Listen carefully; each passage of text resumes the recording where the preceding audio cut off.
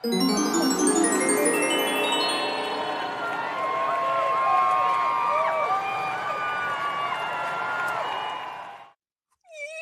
Carolina Panthers are in the playoffs. So, welcome everyone back to my NFL fan series where I'm talking to 14 different NFL teams from all the 14 playoff teams. And so first of all, I have JJ here. JJ, this is after obviously we know the Panthers are in the playoffs because obviously that's how we're recording this.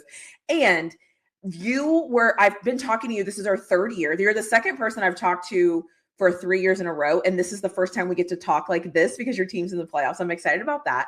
I was cheering for the Panthers on Saturday. They broke my heart.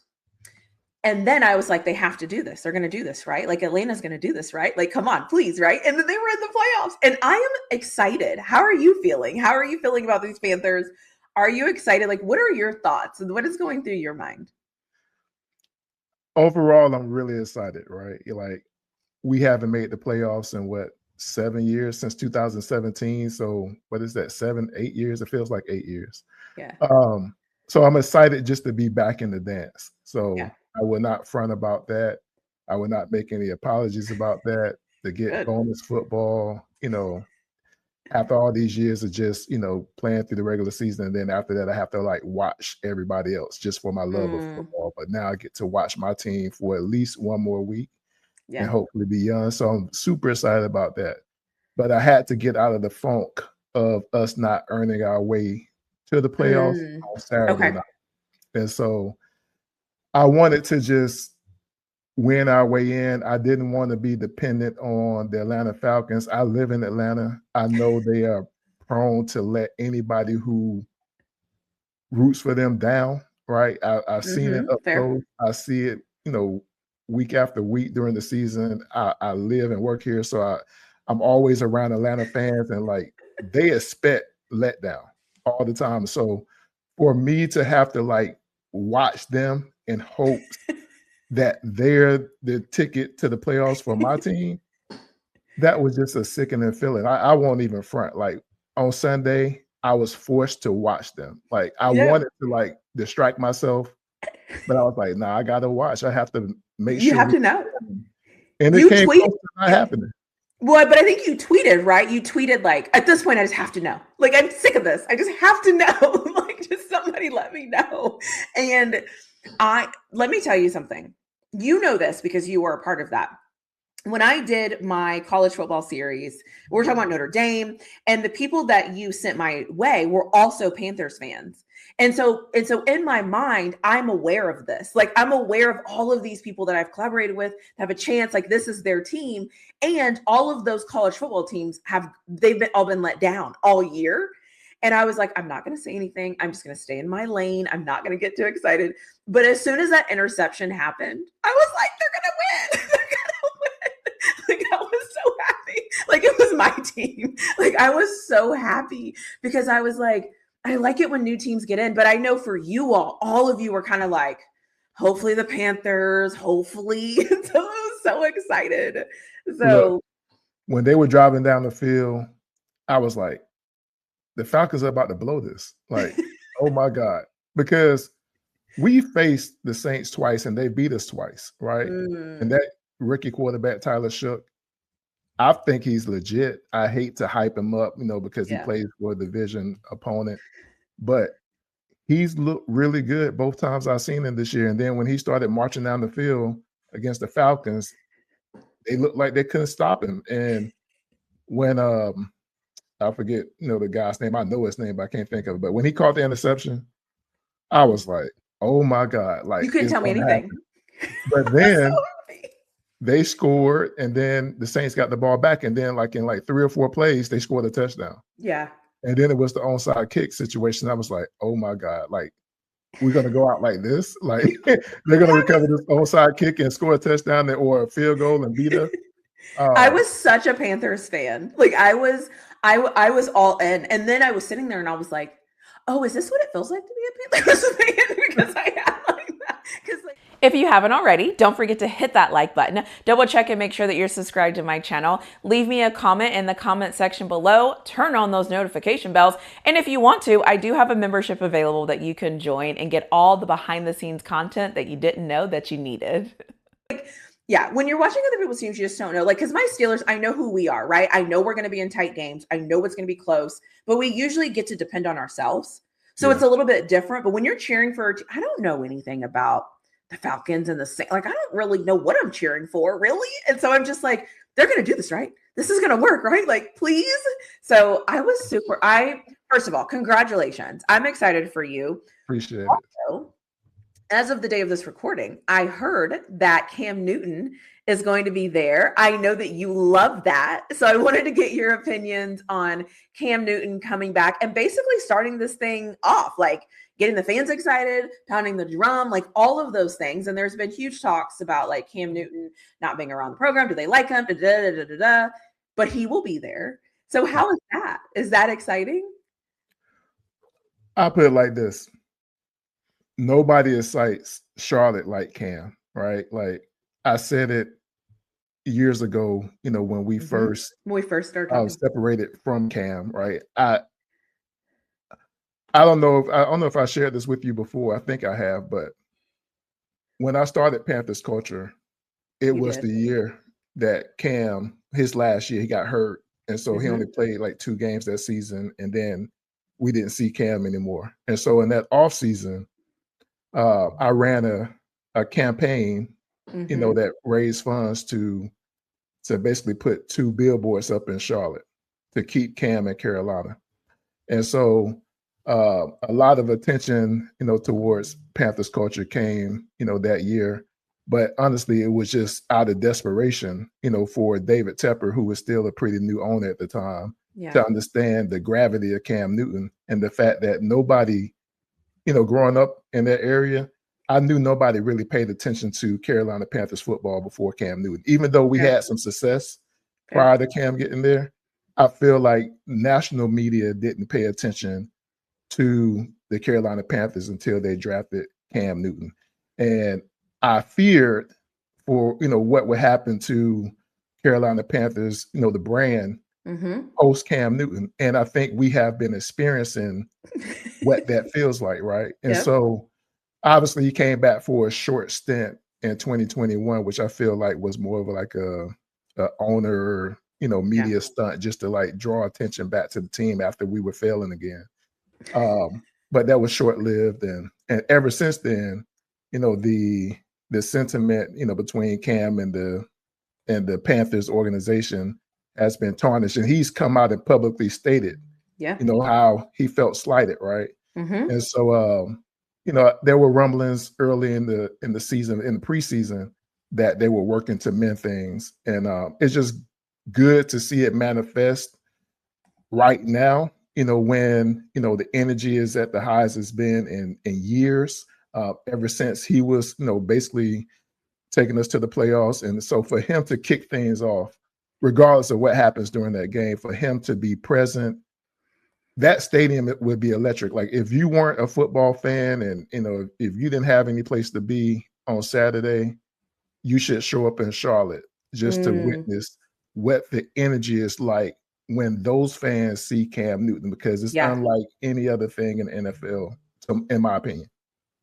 And for people that don't understand Cam Newton's influence in the NFL, because I think that now we see him as like a podcaster and he pops up on TV, and you know what I mean? Like, I don't think a lot of people realize how many people were wearing that Carolina Panther blue, how many people wanted just something with something on it, because what Cam represented for that organization represented something for a certain demographic of people. I'll just call it what it is. And then the kids brought in, and then he started giving away footballs, and then he started like, there's something about it that if you didn't experience it, you're not going to understand the impact, but enjoy it, because that is actually what he is to the Carolina Panthers. And that is what he used to be the NFL.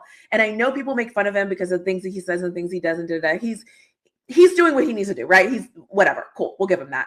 Yeah. Let's not lose sight of who Cam Newton was to the Carolina Panthers and how many people felt away whenever we saw him. He made us proud and we were excited and he was electric. I went to a game in Carolina and watched the Steelers play just because I wanted to see Cam Newton. and I'm a Steelers fan. Like I want to see my team, but like I also want to see, is he really 6'5"? Is he really like, my point is it's like, I just don't, I don't want people to lose sight of how big it is that he is going to be back to do that, to be in the moment. Because I think when he was playing, it was like Steph Curry. It's crazy to think about how long didn't Steph Curry do it like in the Super Bowl or something like that? That's crazy that Steph has been playing basketball. Oh, yeah. Anyway, so having said all of that, tell me about these Carolina Panthers. You know this because behind the scenes, I'm always like messaging you. I'm like, what was that? Or who was that? Or, ooh, I kind of understand this a little bit. If I didn't know the Carolina Panthers and I've never watched them play, what do I need to know? Who are they? What do they do well? Like, what are some things about them that it's like, you just want to know this about this team? What I would say about them right now, like this version of them, if I could sum it up in a few words, I would say that they're resilient, right? You know, the mantra, keep pounding, is something that I think this particular group of players, I think, you know, that's what they live by. We have talent on this team, right? You know, but it's young talent.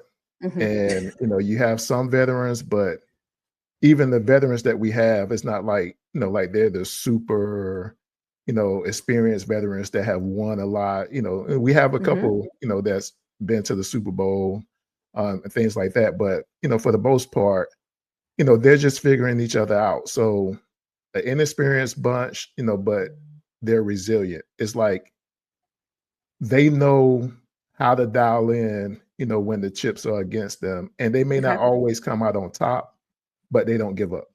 So I would say that about these Carolina Panthers. And again, it kind of goes back to the mantra that started in 2002, I think, from Sam Mills. And that's just, you know, they just keep pounding. They just keep on working at it. And, you know, we don't always come out on top, but we always fighting. Okay. What is something you all do really well that a lot of people might be shocked to know, or a lot of people just don't realize that is something that you do really well?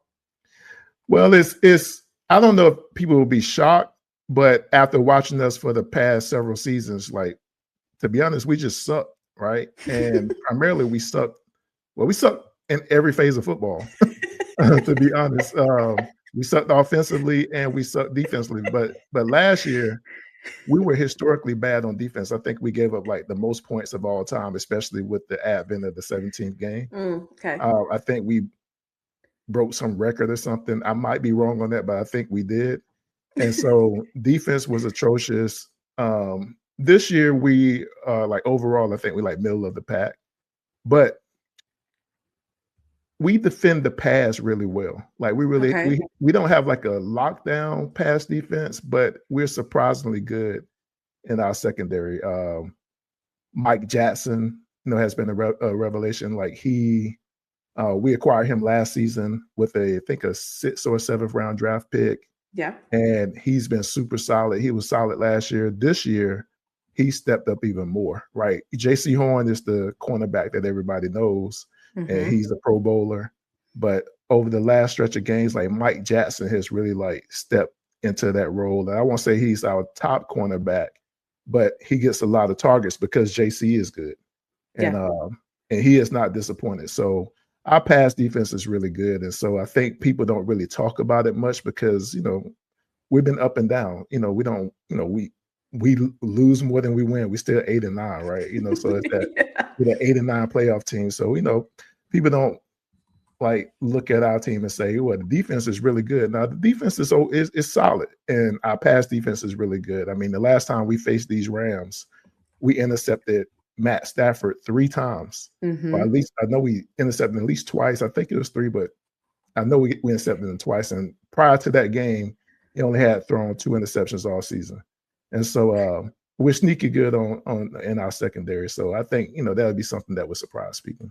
Yeah. And depending on who you ask, you guys might have started the Stafford do I call it a Stafford slide, or maybe whatever it is that he has been going through? I felt like as the season kind of closed out, it was kind of, you guys might have ended his MVP talks. Maybe we'll see who's going to win it, but he didn't look good that game. I know. I mean, and so all it takes sometimes is for a defense or a defensive coordinator to find something and to put it on film. And then the other teams, if they have the ability to, they'll copycat it. So I think that's what we're experiencing with Matt Stafford. I was just excited to see you all on Monday night against the 49ers. I was like, I don't know how they're going to win this game, if they even have a chance on this game. I don't care. But I was just like, they're on Monday night. Because I feel like I've been on this journey almost with you because it's like every offseason, I'm like, so what are we thinking? How do we feel? And you're kind of like, oh, well, hopefully. And so it's nice that there's these little moments where I'm like, I kind of see it. I see it piecing itself together. Well, we struggle in those primetime spots though. And so while you were excited, for all the Panthers fans, we were a nervous wreck, right? And then for me, because I do have some fan history with the 49ers organization, I really, really want to win that game bad. Yeah. And every time we face them on this side of fandom, we always lay an egg. So I wasn't as excited as you because I kind of know our tendency when we face that particular team. Yeah. But what made me most upset was that I think, they're well coached. I won't take anything from them. Their offense is really good. Obviously, Christian McCaffrey, former Panther, a lot of fans still in the fan base. I kind of hate that, because as soon as he starts doing well, and especially in previous years when we were sucking, right, and he was excelling, then everybody's like, oh, we shouldn't have got rid of Christian McCaffrey. Oh, look at him. I'm a San Francisco fan, now, and I'm just going to go with the 49ers and I hope that they win the Super Bowl. And I'm like, man, shut up. Stop. Stand up. We got our own team. We got good running backs too. Stop doing that publicly on Twitter or wherever, Facebook, wherever you at. Just stop it. Listen, I'm a Steelers fan. I hear you more than you know, okay? Because the way they come after Tomlin, I'm like, the man just won the AFC North and y'all still are like, he's awful. I'm like, y'all.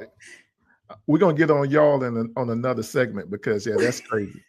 We're spoiled. But for that game, obviously excited to see us in prime time. But I'm ready to start getting those prime time moments. And start living up to the moment. And honestly, that's kind of what scares me about Saturday. And I don't want to jump ahead, but it's the fact that. Tell me, what is the biggest concern as you head into the playoffs? Let's wrap it all in. What is your biggest concern when you're kind of looking at the matchup? Because we now know you're going to be one of the only two that I've recorded where we know the matchup. So what is your biggest concern as you're heading into playing the Rams? What is something that worries you? The biggest thing that concerns me is something that I already mentioned is the inexperience, right? Our best two players on defense, Derek Brown and J.C. Horn, they've never sniffed the playoffs, right? They've never been in this moment. And so what do they do, when those lights turn on? I mean, I know the game starts at 4:30 Eastern time, but when those lights come on, everybody's watching us. We're the only game on. Right. So what do you do when you know that everybody's watching you? And it's not just limited to those two. I'll just highlight those two because Derek Brown was drafted in 2020, J.C. Horn was drafted in 2021, both top 10 draft picks. And they both, kind of lasted through their first contracts and got extended. So they are team leaders. So what do you do in this moment? And then, beyond them is Bryce Young, right? Number one overall quarterback. A lot of what has happened over the last 3 seasons has been catered to you. This is your moment. I believe that the one thing that's special about Bryce is his ability to lock in under pressure situations. But now, every minute of every game is a pressure situation, not just the last 2 minutes of a game where he's excelled at. It's all 60 minutes are pressure packed. Right. Can you lock in for all 60 minutes and perform at your peak level, all 60 minutes? Because that's what it's going to take with everybody watching. And so the inexperience of this whole entire young team and the coach, and let me not leave him out because, recently I've been more critical of him because I think sometimes we win in spite of his play calling or in-game management. So what do you do when everybody's watching you? So That's the fair. overall inexperience of a second-year coach, a third-year quarterback with his first playoff experience, and then like the fullness of the roster who have a lot of talent but haven't had a lot of playoff experience. Like that's what. Right. Yeah. Okay. I respect that. Was there a moment this year? So the way this question, I've usually been asking this, and I think that you will respect this, is I usually ask, was there a moment you thought you were going to win the Super Bowl this year? I don't know if you had a Super Bowl moment this year, No. but I'm assuming that you had a moment this year that you were like, we could potentially make the playoffs. Well, when we beat Green Bay in Green Bay at the beginning of the season, it was like mid-season. And so was that the kick? Was that a walk-off? I think we did hit a game winner to end that. And y'all were there, right? Yeah, we went to Green Bay. We went to okay. Yep. I know what you're talking about. Okay. Yeah. So we won that game on the road. At the time, Green Bay was the top NFC seeded team, right? And everybody was saying that they're the number one Super Bowl contender. So nobody gave us a chance that game. We had lost some, in my opinion, some games that we should have won. But we thought it was going to be just another horrible season at that point. And then we beat them. And when we beat them, it was like, oh, snap. Like, if that was the number one team, like, the crazy part was, like, they were ranked second against the run or something like that. And I was just doing my studying before the game, just kind of see, if they had any weakness, and they didn't appear to have any. And they were ranked second. And Rico Dowdle, like, that's when he was going on his run. He ran for like 135 yards. I think he had like, 200 total yards almost. And it was like, if we can do that versus Green Bay, we can do that against anybody. Yeah. And so, we beat Dallas, we beat Green Bay. But was Dallas when he like went off and had like all those rushing yards? Yeah. Rico went crazy on Dallas. He went crazy on Dallas. Well, matter of fact, he had like 135 against Green Bay. He went over 200 versus Dallas and the Dolphins, right? So I was feeling really good at that point in time. I felt like for the first time the playoffs, were available to us. Like if we just, won the games we should have won. And then we went on this little funky losing games we thought we would win, and then winning games that we thought we would lose. Young teams. And somehow it played out to be 8-9 and division champs. That's that young team thing, though, because you don't know. You're just like, even with Bryce, sometimes I don't even know, and then sometimes I'm like, okay, Bryce, okay, like. Sometimes you have those feelings, the ebb and flowing of that mood, like 7 to 8 times in the same game. Absolutely. No, I feel like I've watched you all play probably 6 or 7. Because like I said, there's certain teams that I'm always gonna like keep an eye out on just because. And it's the Panthers are one of those teams, and I'm just like, there's certain moments where I'm like, this is great. And then literally the next drive, I'm like, huh. But then the next drive, I'm like, okay, maybe he's figuring out. We just don't know where his is. Example. When I watch Aaron Rodgers, I know there's things Aaron Rodgers is going to do better the next series because we've seen it and he knows better. Yeah. With Bryce, I'm like, are we okay? He didn't fix it. All right. Next game? No, he's not going to fix it next game. And then the next game, I'm like, okay, he kind of, so yeah, I feel you. It's interesting though, because I have seen him get better. And I do feel like he is more consistent.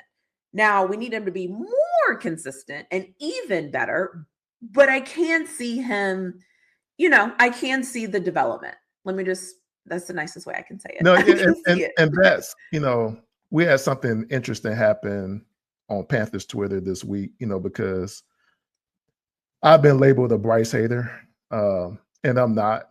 Like, I've always thought, he could play going back to Bama. But, when it was time to evaluate him, prior to making that pick, I found enough stuff in that process to be concerned about, right, compared to some of the other prospects. And so once the real game started and those things start showing up, obviously I go back to that evaluation and think like, okay, there it is. Like there's the lack of proper footwork, that's the lack of Yeah. fundamentals and stuff. And then I mentioned to somebody, when Bryce plays well, nobody pays attention to like what size he is. But when he's throwing interceptions or fumbling the ball, he appears to shrink. And that's when you focus on his size, because like if he makes a jump pass and it's a perfect ball and it's completed for a touchdown or a first down or whatever, like nobody cares that he's short. But if he makes a jump pass and it falls at the foot of the wide receiver, or it's errant, or it's out of bounds, then everybody's going to say, well, if he just had better footwork, then he would have completed that ball. And so he's too easy to criticize. And that's what I said coming, into the NFL. I said, any mistake that he make, everybody's going to criticize him based on his size or lack of some type of physical attribute. And so it almost requires him to be perfect, which may not be fair to him, but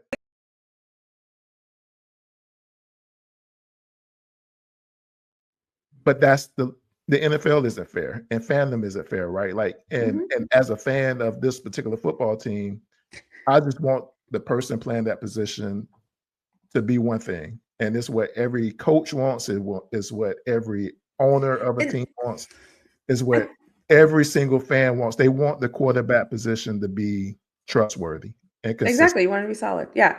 And I listen, and well, you know this because I pop up sometimes. Like I listen, and I'm in the Twitter, like the whole chat. Like I'm reading and I'm listening, and I'll pop up in shows and just kind of hear what's being said. And I don't think anybody has unrealistic expectations of Bryce at all. I've never seen anybody say anything that I think is unrealistic. I think the issue is nobody really knows how long, because the comparables are the people he was drafted with are doing it. And so it's hard when you see everybody else kind of doing certain things, and then you look at your person and you're like, but I got to compare, right? Because it's like what I'm seeing. But then there's the other piece of this where it's like, I think the Panthers as an organization also have kind of let down certain things, because the Panthers don't have that Texans defense. So that's not a comparable. So there's certain things where it's like, I get it. I hear you all the time. I'm like, I understand it for sure. But at the same time, the comparables aren't the same because the team isn't the same. Now, if you take Bryce and move him with CJ Stroud and plop him, I don't think the Panthers start winning all of a sudden. So I think there's different things happening, but it's easier to just be like, it's Bryce, his footwork. He's too small. He's this, and it's like, I think it just needs a little bit of time. Well, you know what? I mean, and I could spend an hour and a half talking about this subject, about why that is. And a lot of our fans won't admit this, but it goes back to the gentleman we mentioned earlier in the show, and that was Cam Newton. Because so many fans became Panthers fans because of their love of Cam Newton, right? Okay. They almost watched Carolina football exclusively through or at the QB position, right? Like it's like their identity with football is attached to the quarterback, because they came in basically watching this one man be a one-man show, win the MVP, like all of their hopes rolled on the back of Cam Newton. And so when Cam Newton went away, we went through this whole process of trying to find the next quarterback. And like, honestly, a lot of fans were just disinterested in the whole operation of football because they were focused on who the next quarterback was going to be. And so it's like, while we went through, the cycle of Teddy Bridgewater, Sam Darnold, Baker Mayfield, to lead to Bryce, like everybody was really critical of what those quarterbacks couldn't do for the most part. And then, there was and especially this part, right? Like I heard this the other day, that a lot of Panthers fans were like born, during the Cam era, right? So a lot of them are like in there between the Yep. Like between 21 and like 35 right now, right? So like I that's have the their same guy. problem with Ben. And Mhm. so now, they grew up, and when Cam went away, it was like, I want another young quarterback that I can, tie my fandom to. And Mhm. Sam was a retread, Baker was a retread, Teddy was a retread. And so they were starving to draft a guy, right?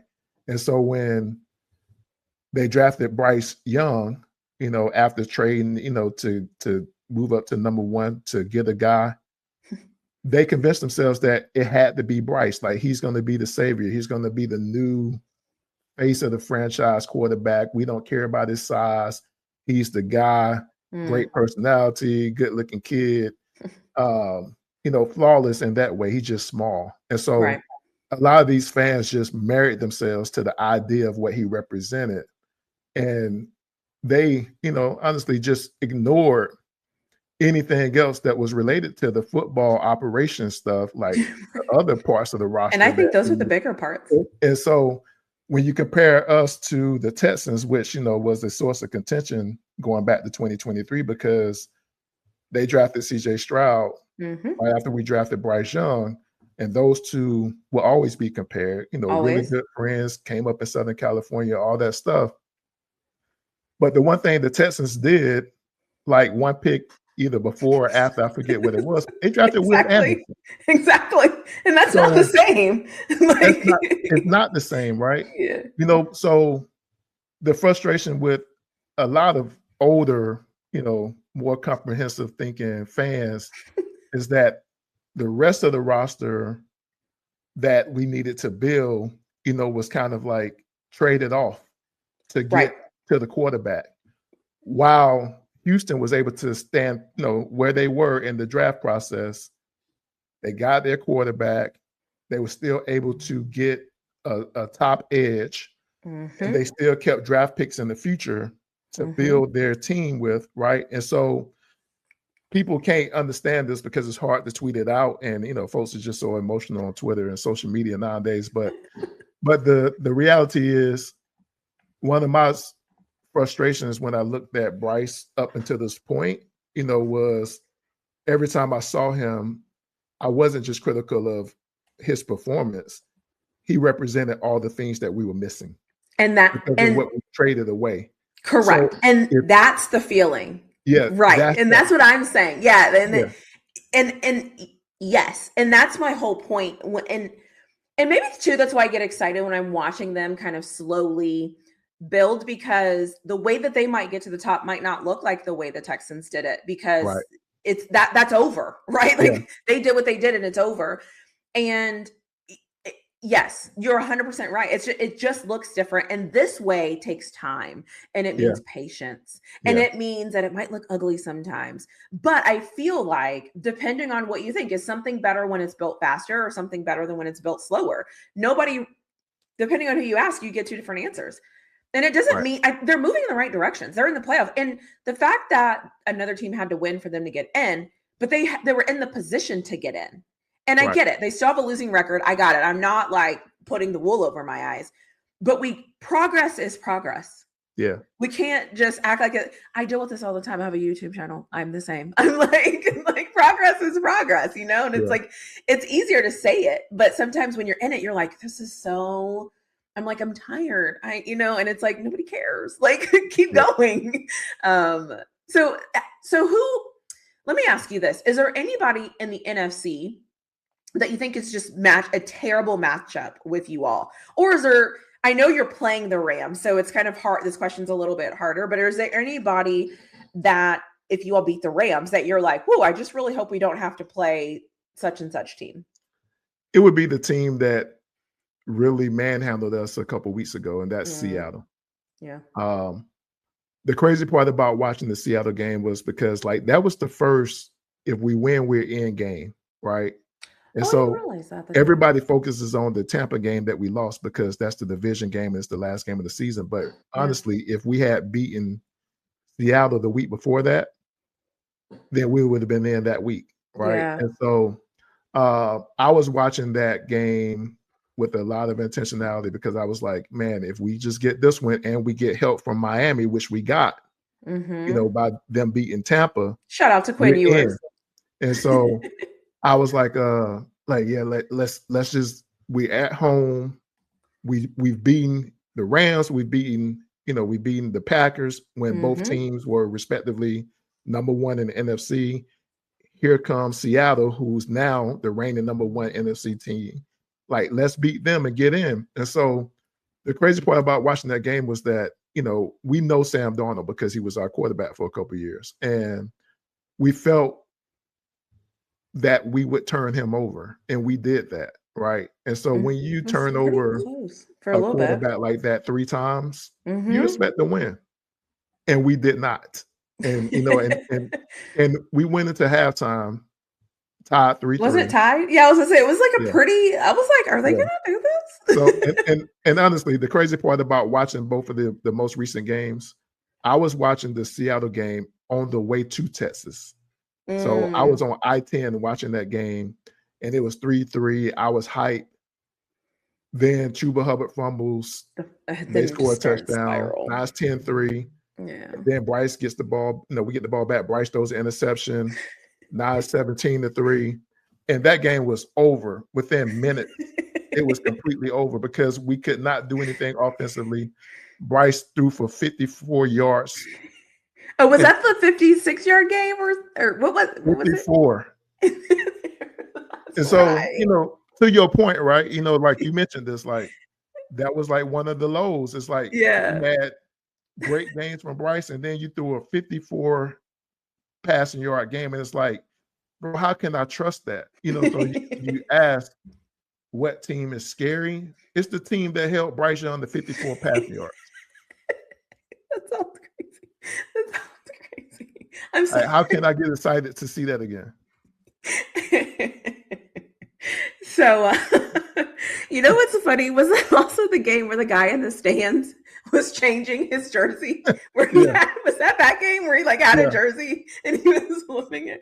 Yeah. Oh my gosh! Can I just say, this is totally off script, but one of my favorite parts about doing these series are moments like this where I've remembered that I've watched the game, and so the things start to come back to me because I'm like, I remember when the guy fumbled and they reviewed it and it was a thing, and I was like, that's okay, it's still only 10-3. And I remember Bryce comes out and I'm like, bro, who are we throwing it to exactly? What are you doing? What are you doing?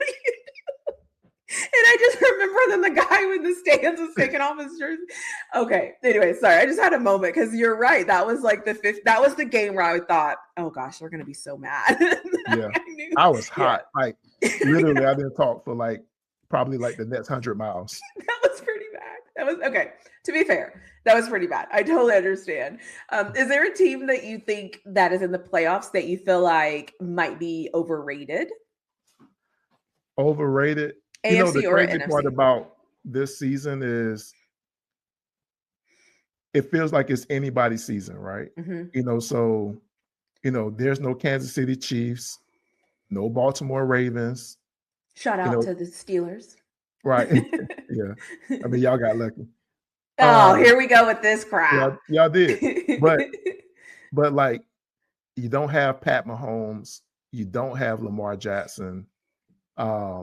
You got the defending champions, being the Eagles, but they're not at the top of their game right now. In their whole season has been marred by, bad offensive play, but they have a winning formula, but they don't look like a championship caliber team right now. So I won't say that anybody is overrated. If I had to say that, that a team I feel is overrated, it's still the 49ers, because if you look at their record in comparison to who they're winning with, personnel wise on defense, it's like they're getting away with murder.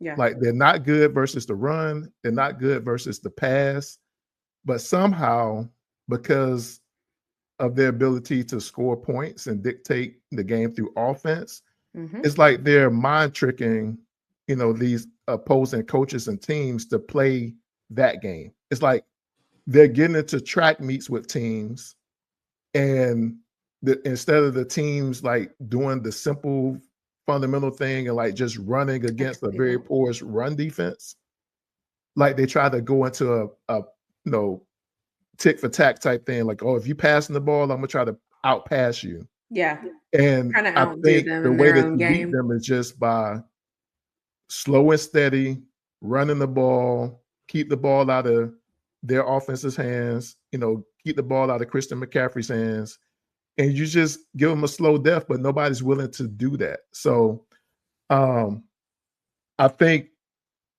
they're good. Obviously, they are, what their record is, but at the same time, I think they're overrated because I really think they should have lost a lot more than they actually did this year. Okay. Yeah. If this playoff run ends in disappointment, let's say you all, whatever disappointment is for you, I won't even classify that. Who is the scapegoat? Is it always Bryce Young? Is he always the scapegoat? Or is there anybody else on the team or coaching staff that people usually give blame to when the team loses? Well, I guess probably the best thing about being the Panthers is that like the scapegoat situation is like a game of musical chairs, right? Because seemingly, well, I would going back to last season, the scapegoat was our defensive coordinator, Jerry Evero. I think he's locked in this year. We've added a lot of resources to the defense, and it appeared that he was struggling just because he didn't have the right people to run his system. So we've improved, right? We can stop the run better than we stopped it last year. But if we have a bad defensive game, like if we give up, 30 plus points, and we lose because we couldn't get a stop, they're going to say Evero's defense and Evero's the problem. If Bryce goes out and throws for less than 100 yards again, they're going to say it's him, right? I mean, it's just going to be what it is, right? But then if the head coach does what he does in Tampa last week and calls a flea flicker inside the 20-yard line, then they're going to say that the coach is an idiot. And we need to upgrade that.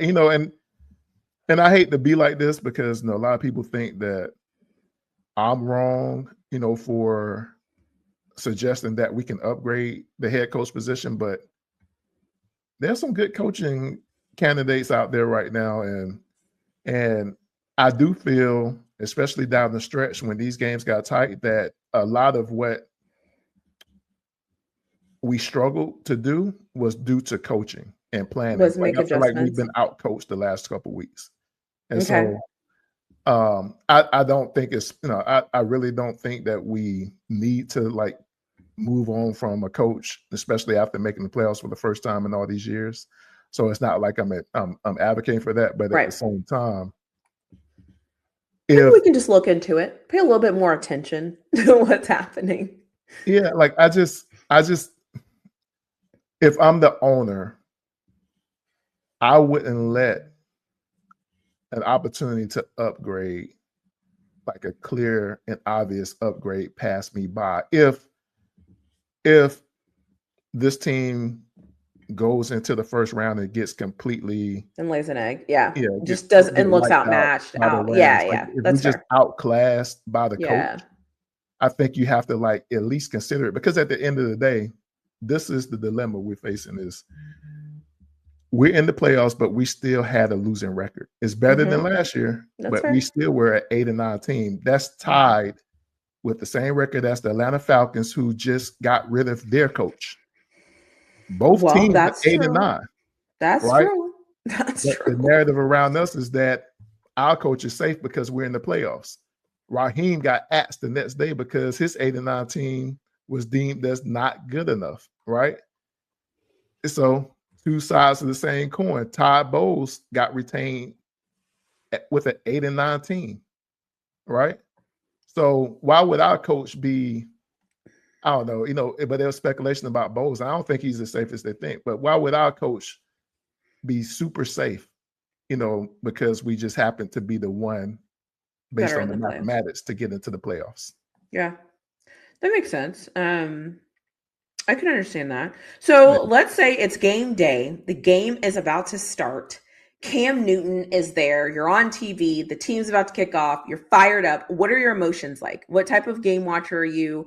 Are you a meticulous game watcher where you're kind of like, all right, let me sit down in my same chair.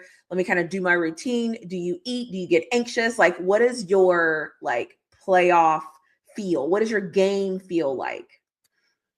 I am an anxious game watcher. Like, Okay. to be honest, as exciting as it is to be at the game, I actually prefer to be in my house Yeah, because you can because control. I have absolute silence. My wife and everybody knows that that's what I'm doing. And so they just leave me alone. They go to a different part of the house and it's just me and the television.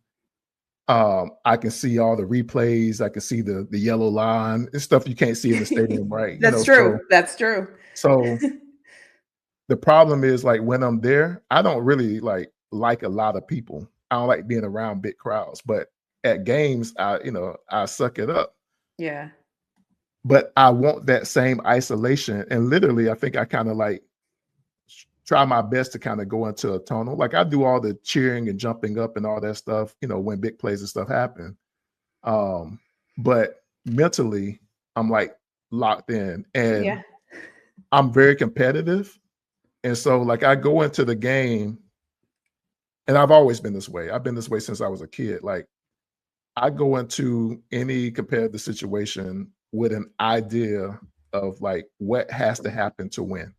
Fair. And so I'm watching to see if the coaching, if the players, if they are executing. And I know I don't know everything, right? But in my mind, I've done enough analysis to determine like what it would take to win this game against this opponent.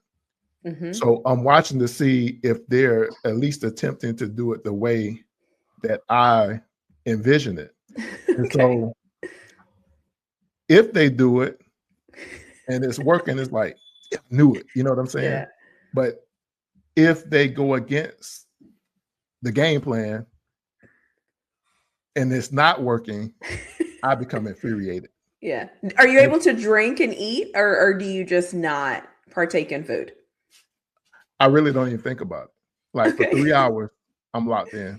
At halftime, I go use the bathroom, and then I'm back at it. And I feel like that's interesting. Okay. Yeah, and so like, and the crazy part is like, I have like when I'm at home, obviously I have Sunday ticket and all that stuff. Yeah. When my team is playing, I can't look at other games. You're locked in. I'm locked in. I'm locked in on Okay. my team, my game.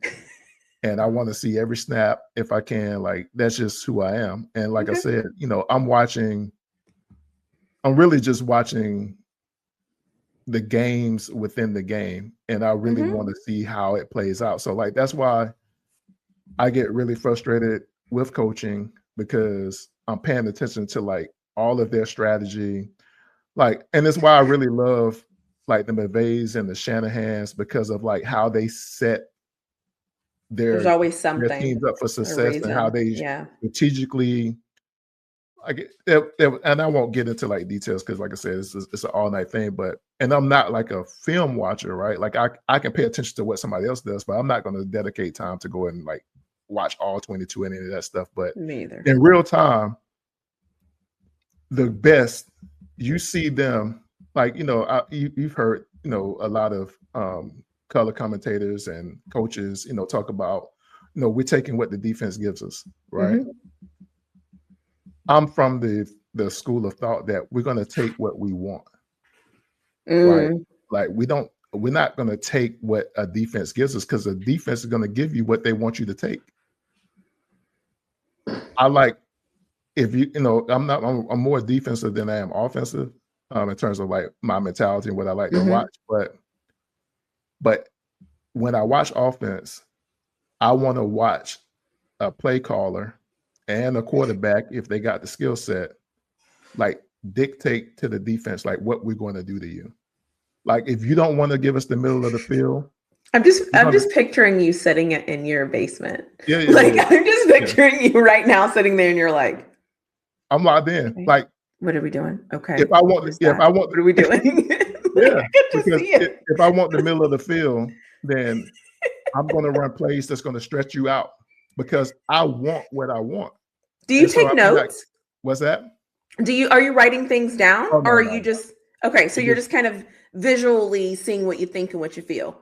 yeah, Okay. because and I really started paying attention, honestly, not by watching the teams that I like to watch.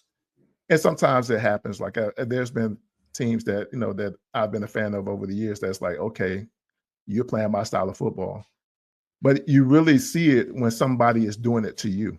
Mm-hmm. Like if your defense has an identity, and one of those great coaches, if they want to attack you, they go right at the head, Mm-hmm. right? So, here in Carolina, there was a game in 2019 against the 49ers, and Shanahan was still, that's when they first started having success out there. Shanahan attacked Luke Kuechly, right? And it was like one of the most, I don't know, like crippling type feelings, watching our Because that's best, the guy. who's known Yeah. for thinking, the game and seeing the game from a cerebral perspective, watching a coach go after him Mm-hmm. because his plan was to get him second guessing, right? And once he had all that motion and misdirection, and once he had him like thinking like a half second slower than he normal, a half step Got slower, him. Checkmate. they scored 56 points on us. I'll never forget. Yeah, that's all you need. Go That's look it up. but what you're describing though, and then I'll ask you the last question. What you're describing is the things about football that matter more than your standard. Can we stop the run? Can we stop the pass? Or is our Right. pass rush going to get there? So yes, all of that matters. Yeah. 100%. It all matters. I'm not saying it doesn't. I got it. There's more to football than that though, because Yeah. sometimes it is, we might just kind of just do quick game here. Just because we don't even usually do it. We're going to do that because they're going to knock you off your rhythm because we're playing chess. Like we're trying to trick you. We want you to think. And I think a lot of people, I think that goes over a lot of people's heads because I think in real life, a lot of people don't really think like that. And Right. so when you see it happening, everybody can't quantify what they're seeing because they're like, why don't we just, and it's like, they're going to, but they want it to be more open. They're going to do that thing. Just give them a minute. And I deal with this as a Steelers fan sometimes. Like, why don't we? And I'm like, oh, y'all were waiting. Got you. Okay. Like you're a Steelers fan, right? Mm-hmm. And so, although I remember you all winning with Ben Roethlisberger, beating the Cardinals that year, and the Santana, not Santonio Holmes in the back right corner, the pass from Roethlisberger. I remember the shift when you all went from, tough as nails, steel curtain type defense and run game to like being dependent on Ben Roethlisberger. Mm-hmm. I honestly don't think the Steelers have ever been the same ever since they started depending on Ben Roethlisberger passing the ball. Like even a couple of years ago when they, tried to have the two-headed monster at running back, it's like they couldn't establish that, right? But the beautiful thing about watching the Steelers of old was that everybody knew who the Steelers were. The identity was solid, right? And so yeah, like I think football, it's deeper than just, like I'm just watching the plays, I'm watching the players and the offense versus defense, whatever.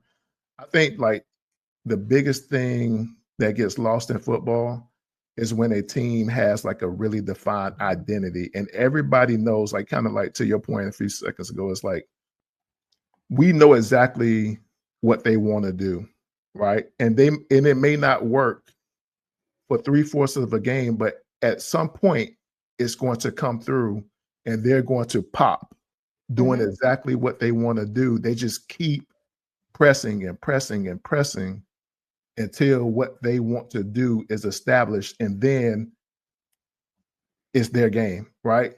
It To be don't fair, always that's why happen, people but I run the think ball. what's that? It's the same thing people say about running the football. It Yeah. doesn't matter if you're only getting 2 yards or Just 1 yard or 2. You keep yeah. at it because keep once it works, it's going to start opening up other things. Like yeah. But you It's got to basic. you got to do it, right? You have to, and you got to stay on. And that's the one thing. Yeah, I get it. For a lot of people, it's a hard concept. They're like, why are we doing this? It's not working. This is ridiculous. Yeah. Well, you're doing it because it's not about the first quarter. It's about the fourth.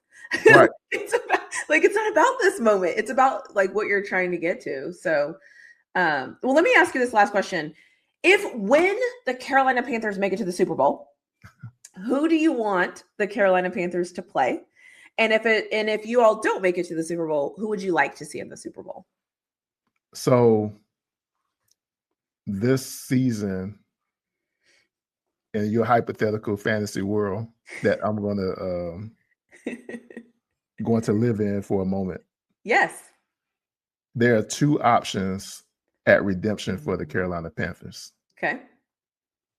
Both teams who we faced in the Super Bowl in 2023 and in 2016 from the 2015 season. The Patriots were the first team that we played in the Super Bowl. Oh, it was with Steve Smith? Yep. Okay. Was that the first time the Patriots got introduced as a unit? No, I think, hold on. I want to say they had one before, and that was their second. So like that was like fair. The start of the dynasty. Okay. But Patriots and Broncos. What are good? Those are two good picks. So if we can somehow, shock the world and make it, I would be losing my crap. There's a high probability of, what's that? I would be losing my crap. I'm like, oh, look at them go. We can, and the crazy part is like, there's this stat and you should look it up. And I don't remember all the details, but in both previous times that the Carolina Panthers went to the Super Bowl, we started those seasons playing the Jacksonville Jaguars. Okay. That happened this year. Jennifer Lopez divorced her husband both times. Okay. She divorced her husband this year. The Denver Broncos were the number 1 seed. No, the Denver Broncos were division champs. Okay. And I think the Jaguars were division champs, and so were the Panthers. And all of those things happened this year. So Panthers to the Super Bowl. You heard it here first. Yeah, all the stars. I mean, not first, because in Carolina land, everybody knows. Sorry. Yeah. But yeah, to your audience. I love it. Yeah. Yeah. Okay. All the stars are alive for us to go back. This is time. To the Super Bowl. It's go time. Cam Newton's coming back. All of this, like, line it up. That's awesome. Yeah. Well, okay. If it's not the Carolina Panthers, who would you like to see in the Super Bowl? I honestly don't care. Okay. But I do like I like the Miko Ryans. And okay. I love the way that they built their team down in Houston. Like, ferocious defense. I like CJ Stroud. So if it's not the Carolina Panthers, probably CJ Stroud and the Houston Texans. I think D'Amico deserves one. I think he's a great coach. I would love to see that affirmed, with a Super Bowl win. Who do you want to play? If I had to pick one team from the NFC, I think to be the man, you got to beat the man, and Eagles. That would be the Eagles. I wouldn't mind the Eagles getting back to the Super Bowl. I know a lot of people are going to not like it. If they make it to the end of this and they hear me say, then I would not mind. I wouldn't. I'm sorry. I like them. I like them.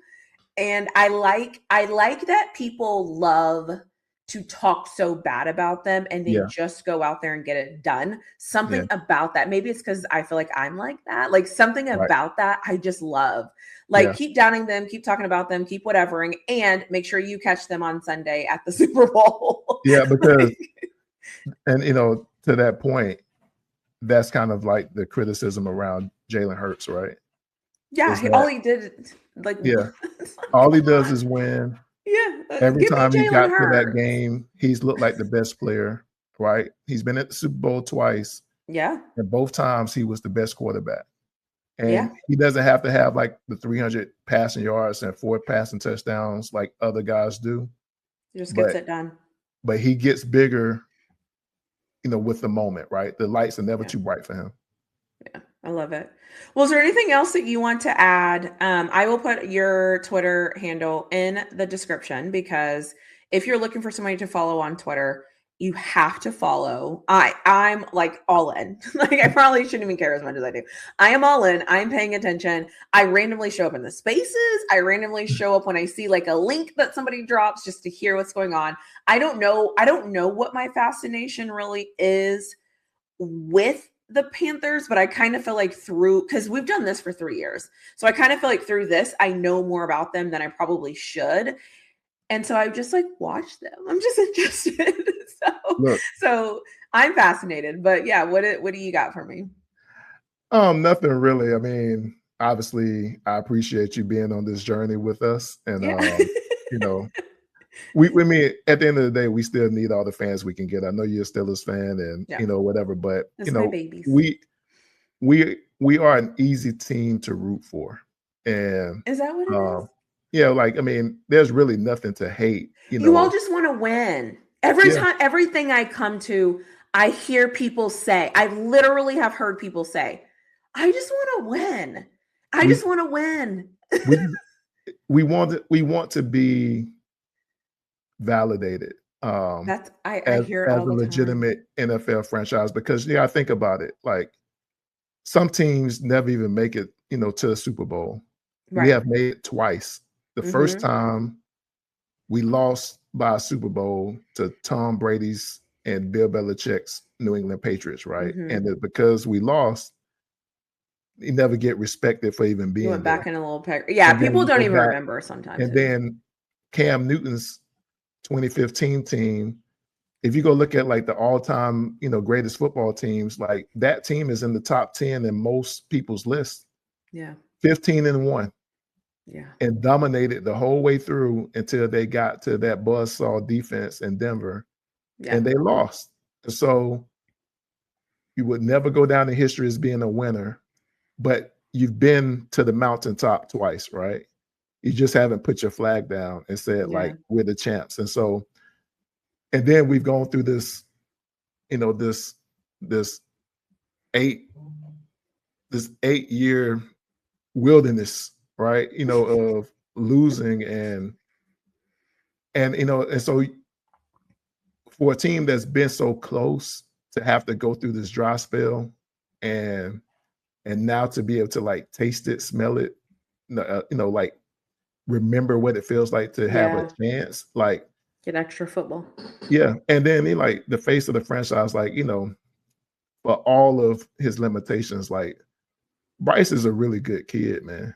And he seems to be a fantastic human. He seems just a great even his celebrations are pure. Like he's just everything he does, even when he throws an interception, the way that he gets upset is like, oh man.